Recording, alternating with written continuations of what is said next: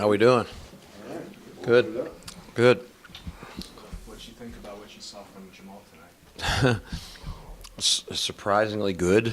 You know, it's hard. It's hard to do what he just did in my mind. You know, you haven't played a game in a year, and I think it's hard enough to play in the first game of the year after being off. But when a season is going along, you know, and the bus has long left the station, and you're just sort of joining in and finding your way, I think it could be really disconcerting. I was in some ways not surprised. He's a heck of a player. But on the other hand, it's just not that easy psychologically to just get thrown in there and start playing well.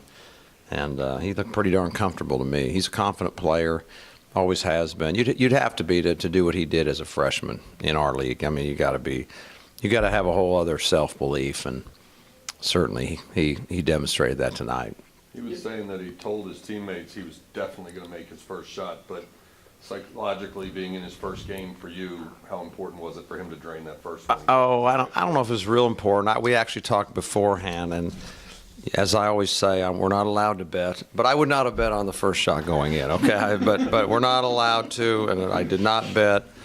But we did talk as a staff, hoped he got fouled or a layup early on just to sort of break the ice. But, you know, like I say, he told his guys that. He told he's going to make the first shot. How about that? I love it.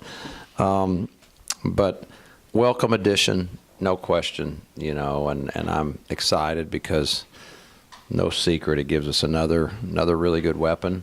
But let's not stop there. We really played well tonight. We're getting better, and obviously the addition there, and I think if Okoye can continue to start practicing and get healthier because and get some reps, you know, so now all of a sudden you got.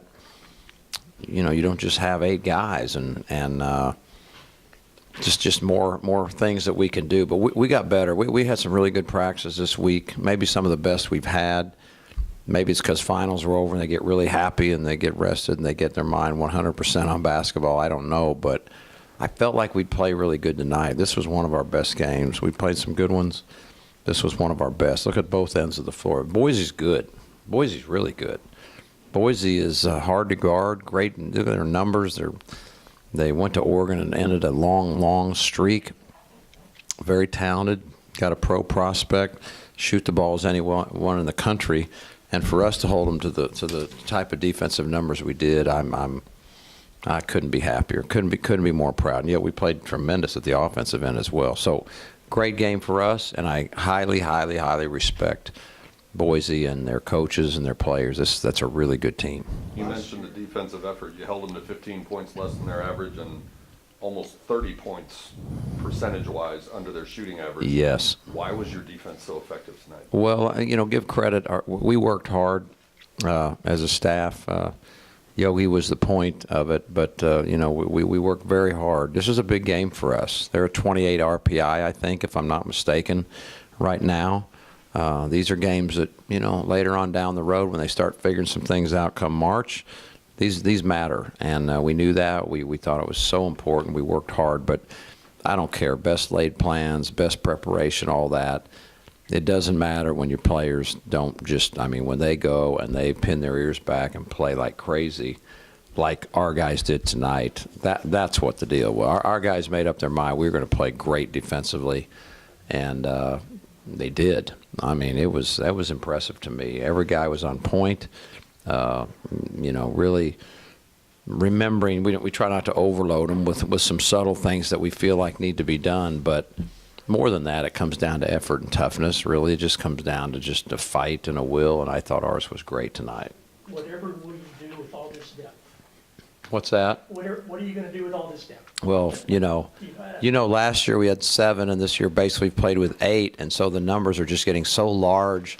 I'm going to take a math class. That's what I'm going to do. I'm going to take a arithmetic and figure it out. But it's a great problem, and it's not like we have a million. Now we actually have 10. As of today, we have 10 healthy, eligible players, which is just, I mean, it's mind-boggling to me.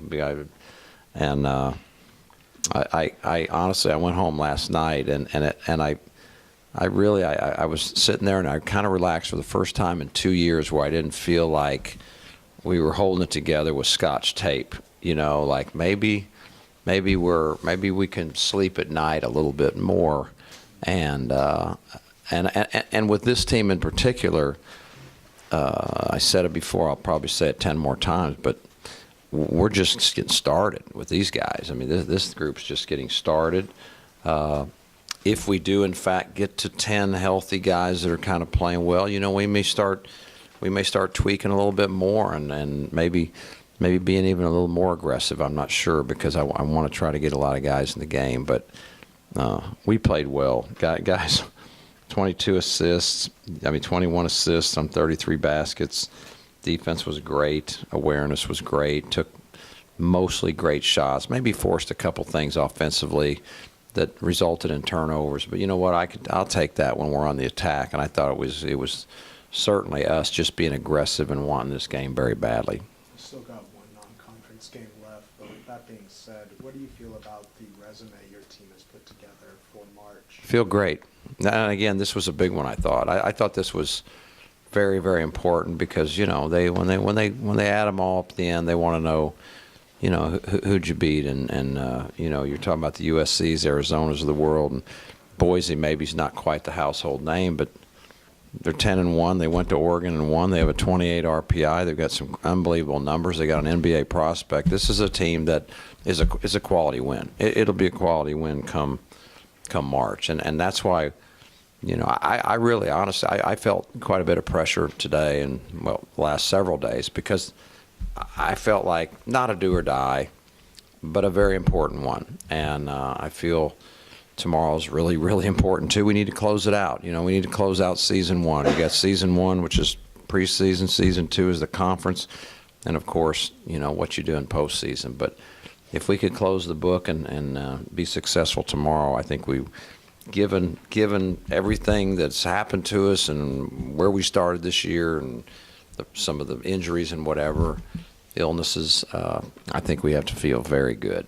How does Jamal's ball handling and outside scoring help out a guy like Shea? Say that again. I'm sorry. How does Jamal's ball handling and outside scoring, like what does that add to the offense and help out someone like Shea? Oh, well, yeah, it helps everybody.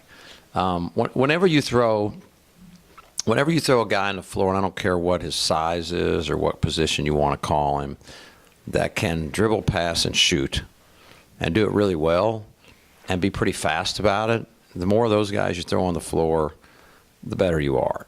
And we just threw a really fast, really good shooting, really good ball handling guy, added to some other very good shooting, dribbling, ball handling guys, including Ethan, who doesn't look like a dribbler, shooter, passer, but come on, he's a guard, forward, center, you know. So those are our kind of players. Those are the ones we look for. Those are the ones we're having success with. Those are the ones we try to recruit for the most part. And you know, that's for me the way I see the game. That's when you're the hardest to guard. And I think offensively we just maybe took one more step tonight, and I hope that we can continue to improve in that area. Ethan had another solid game. I saw you smiling after he drove from about 15 and dunked.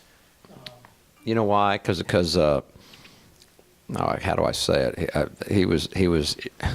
I know what I want to say, but he was irritated. Okay, how's that? He was very irritated. They irritated him. Okay, that's the best diplomatic way. They kind of, you know, maybe a little bit of a hard foul. We'll call it that. Okay, he got a, boy, am I being political, but he got a hard foul, and he was very irritated. And I love it when guys get irritated and come back with that kind of that's the answer. Here's your answer right here. And I just love that. That's being a competitor. He's a tough young man. His dad was a football player, so I'm sure there was once or twice growing up that you know, he got inside of Ethan and made sure that he was going to be a tough kid, and he certainly is. And in a lot of ways, mentally tough, physically tough, and he doesn't back down. So I love those kind of plays. The last time we saw you, you said that you and Jamal had to sit down and have these conversations about whether or not you were going to play him. Can you share some of those conversations, or had you already decided and you just told us that for public consumption. You know, it's hard. A mid-semester play is a difficult decision. If you guys remember, we had the big conversation. We basically talked Shimmy out of playing because, you know, we were on the probation. And it's like, you know, why don't you just wait and play 2? Of course, he only played 1.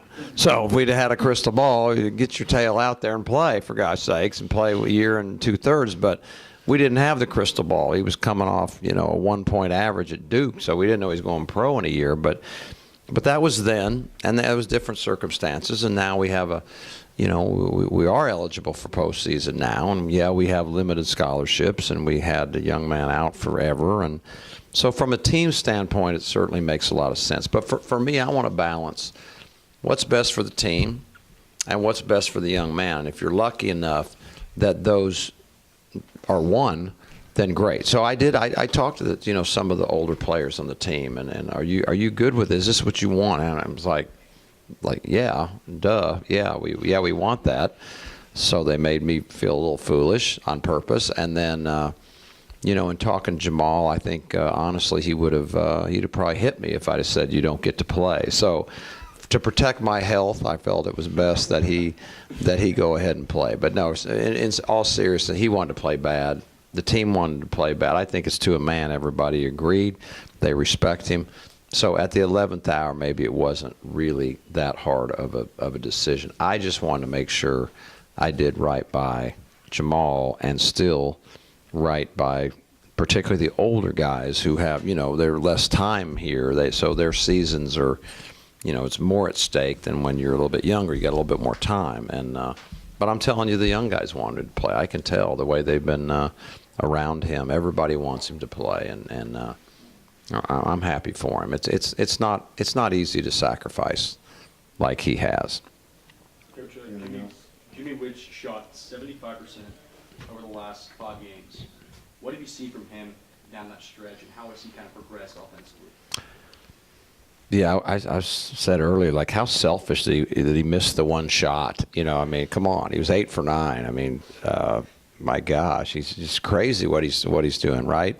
Jimmy, people say, well, he's not a great shooter. Well, yeah, he kind of is a great shooter from his range. He knows his range, and he's not a good shooter. He's throwing balls in like crazy. He's very confident. You can tell he's getting more comfortable. He also has the Jamal situation where he sat out a whole year, and you're finding your way. I did it. I actually lived it, so I know what they feel. And Jimmy started well, but now he's playing really well, really confident, and tell me he doesn't add a lot to us. I mean, just he gives us a whole other element and kind of a unique game, and a very good shooter, and another high IQ guy, and let's give him a lot of credit. He did the lion's share of work guarding Hutchinson, and did not a good job, but a great job.